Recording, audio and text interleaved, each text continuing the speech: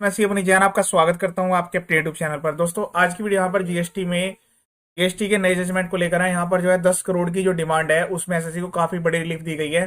जो ये पॉइंट्स हैं ये हर टाइप के नोटिस पर ऑर्डर पर कवर होंगे, तो वीडियो का पूरा एंड तक देखिएगा। यहाँ पर जो है जीएसटी में काफी सारे ऐसे ऑर्डर्स पास किए गए हैं या ऐसे नोटिस इशू किए गए हैं जो कि खुद में ही इनवैलिड है। तो जब भी कोई नोटिस आए या ऑर्डर पास हो उसकी ऑथेंटिसिटी चेक करें। उसके लिए सेपरेट वीडियो मैंने बनाया हुआ है कि जब भी कोई नोटिस आता है तो उसमें आपको क्या क्या चीजें चेक करनी होती है।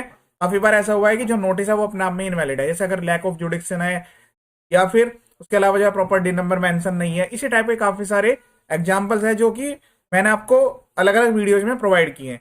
लेकिन जो प्रोविजंस है उनको आप थोरोली चेक कीजिए। सेक्शन 73 में आ रहा है, 74 में आ रहा है, या पहले DRC-01A आया है, DRC-01 उसका जो प्रोसेस है वो प्रॉपरली चेक कीजिए कि प्रॉपर ऑफिसर ने वो प्रोसेस फॉलो किया है या नहीं। अगर वो ऐसा नहीं किया है तो वो नोटिस जो है इनवैलिड होगा, ऑर्डर भी इनवैलिड होगा, उसमें आपको 100% रिलीफ मिलेगी। ये जो जजमेंट है ये ऑनरेबल दिल्ली हाई कोर्ट का जजमेंट है। यहाँ पर जो है एसएससी ने रिट पिटीशन फाइल करते हुए कहा है कि ये इम्पंज ऑर्डर पास किया गया है, जो कि बिल्कुल लेटेस्ट पास है 30 दिसंबर को। अब यहाँ पर आप एक चीज समझिए, ये 30-31 दिसंबर वाले जो भी ऑर्डर्स पास किए गए हैं उनमें जो है आप चेक करेंगे तो उसमें काफी सारी मिस्टेक्स जो है की गई है। क्या मिस्टेक्स की गई हैं? कहीं पर तो जो है जो आपके रिप्लाई हैं उनको कंसीडर नहीं किया गया, या अगर रिप्लाई को कंसीडर भी कर लिया गया तो कह दिया कि सेटिस्फैक्ट्री नहीं है।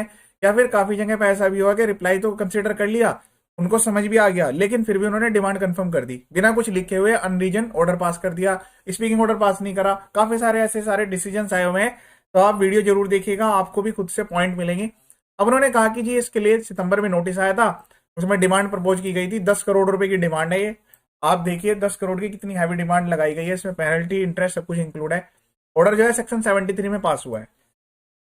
मेडिसिन की तरफ से लन काउंसिल है, उन्होंने सबमिट किया डिटेल्ड रिप्लाई, जो कि उन्होंने उस टाइम पर भी सबमिट किया था। उन्होंने कहा ये डिटेल्ड रिप्लाई यहाँ पर अक्टूबर में ऑलरेडी फाइल किया जा चुका है इस सोगोज नोटिस के अगेंस्ट में। एक और सोगोज नोटिस ने इशू किया गया, उन्होंने यहाँ पर ऑनरेबल कोर्ट को DRC-06 सबमिट किया।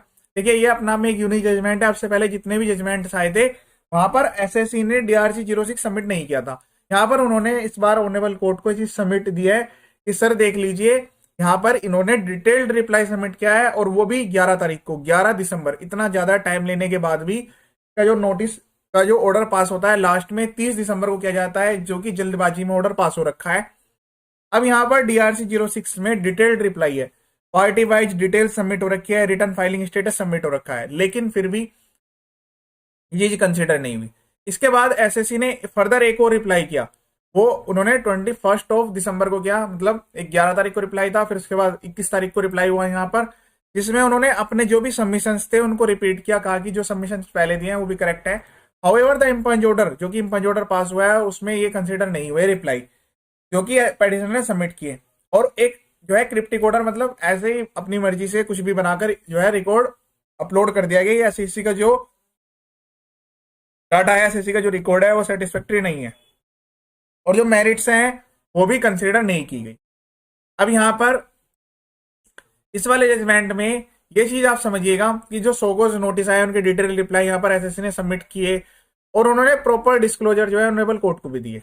उन्होंने कहा कि जो एलिगेशन है वो लगाई गई है कि जो है आउटपुट टैक्स जो है वो प्रॉपरली जमा नहीं हुआ, आईटीसी ज्यादा क्लेम कर लिया या इनएलिजिबल आईटीसी लिया, रिटर्न डिफॉल्टर, ये सारे के सारे एलिगेशन जो है उसमें मेंशन थे। इनका इन्होंने डिटेल रिप्लाई भी सबमिट किया। अब यहाँ पर नया पॉइंट आ रहा है, वो ध्यान से समझिए। जो इम्पंच ऑर्डर पास हुआ उसमें यहाँ पर ये लिखा गया है कि जो एसएससी है उसने जो रिप्लाई सबमिट किया है वो सेटिस्फैक्टरी नहीं है। और उसके साथ साथ ये वाली सबसे यूनिक पॉइंट है, ये जो एक्सट्रैक्ट है ये ऑर्डर में से लिया गया है। इन्होंने कहा कि जो पर्सन पर्सनल हियरिंग के लिए आए थे टैक्स पेयर की तरफ से, खुद या तो टैक्स पेयर खुद गए हैं या फिर टैक्स पेयर की तरफ से ऑथराइज पर्सन, उन्होंने वही चीज यहाँ पर दोहराई है जो कि इन्होंने रिप्लाई में सबमिट किया DRC-06 में। जबकि इन्होंने प्रॉपर ऑफिसर ने कहा कि जी उन्होंने स्क्रूटनी की है इस चीज की और वो इनकम्प्लीट है और उसमें कोई सपोर्टेड डॉक्यूमेंट भी नहीं है, and unable to clarify the issue. Proper officer ने लिखा कि जो इनका रिप्लाई है उसकी वजह से इनका इशू जो है रिजोल्व नहीं हो पा रहा है। Since the reply filed is not clear and satisfactory, the demand tax interest vide DRC-01 is confirm and direction to deposit the demand DRC-07 pass हो गया। 1 महीने का टाइम दे दिया और ये भी लिख दिया कि अगर आप इसमें फेल होते हैं सेक्शन 79 की रिकवरी चला दी जाएगी। एक चीज ध्यान रखिए, जीएसटी में जो रिकवरी के प्रोविजन है वो काफी फास्ट है। तो कोई भी मिस्टेक या नोटिस या ऑर्डर को अवॉइड ना करें। अगर आपके अगेंस्ट में ऑर्डर पास हुआ है तो उस केस में जो है आप इस चीज का ध्यान रखें। क्या ध्यान रखें कि रिप्लाई प्रॉपरली दें, रिप्लाई जो है टाइमली आपको फाइल करना है, कोई भी मिस्टेक आपको नहीं करनी है। और में आप इस चीज का ध्यान रखिए, सेक्शन 79 में प्रोसीडिंग्स जब स्टार्ट होंगी तो उसमें आपको काफी हार्डशिप हो सकती है। जेन्युइन बिजनेस के केस में प्रॉपर्टी अटैचमेंट्स, बैंक अटैचमेंट्स के लिए भी काफी सारे यहाँ पर प्रोविजंस हैं। ठीक है, तो इस चीज का ध्यान रखें। अब यहाँ पर ऑफिसर ने लिख दिया कि जो रिप्लाई है वो अनसेटिस्फैक्ट्री है, लेकिन जो ऑर्डर पास हुआ है उसमें ये चीज नहीं लिखी कि क्या अनसेटिस्फैक्ट्री रह गया है या क्या फिर इनकम्प्लीट रह गया है। तो इसी ऑब्जर्वेशन को कंसिडर करते हुए यहाँ पर ये कहा गया है कि जो ऑर्डर है सस्टेनेबल नहीं है, क्योंकि एसएससी यहाँ पर जो रिप्लाई सबमिट कर रहे हैं, मतलब ऑनरेबल कोर्ट से जो इन्होंने रिप्लाई दिखाए हैं, सबमिट किए हैं, उसमें डिटेल्ड रिप्लाई है। अब इससे ज्यादा इनकम्प्लीट कहा गया है तो इससे ज्यादा कंप्लीट क्या होगा वो आप बताइए। प्रॉपर ऑफिसर को ये भी कहा गया है कि प्रॉपर ऑफिसर को कम से कम जो है रिप्लाई कंसिडर करना चाहिए। जो एक्सप्लेनेशन अगर वो प्रोवाइड करना चाहते हैं या वो सफिशिएंट नहीं लगती अगर असेसिंग ऑफिसर को, तो उस केस में वो जो है एक्सप्लेनेशन या क्लैरिफिकेशन भी ले सकते हैं। यहाँ पर केवल ये कह देना कि बिना इन्होंने जो रिप्लाई सबमिट किया है वो प्रॉपर नहीं है या फिर एक्सपायर ऑर्डर पास कर देना, ये बिल्कुल रॉन्ग है। प्रॉपर ऑफिसर को अगर ऐसा लगता है कि ये जो रिप्लाई है ये पूरा नहीं है तो वो फर्दर डॉक्यूमेंट भी ऐसे से ले सकते हैं। ऐसा नहीं है कि उन्होंने जो है ऑर्डर पास ही करना है, लेकिन जो अगर आपने किसी भी केस में यहाँ पर असेसिंग ऑफिसर के इस पॉइंट को जेन्युइनली कंसीडर किया गया है कि अगर कोई प्रॉपर ऑफिसर इस चीज को कंसीडर नहीं करते हैं कि आपका जो रिप्लाई है वो प्रॉपर नहीं है, तो जो आपका फर्दर रिप्लाई अगर उन्होंने नहीं लिया या आपके फर्दर सबमिशन नहीं लिए और आपके अगेंस्ट में ऑर्डर पास कर दिया, तो उसका मतलब है कि यहाँ पर जो है प्रिंसिपल ऑफ नेचुरल जस्टिस के जो प्रिंसिपल्स हैं उनका वायलेशन हो गया।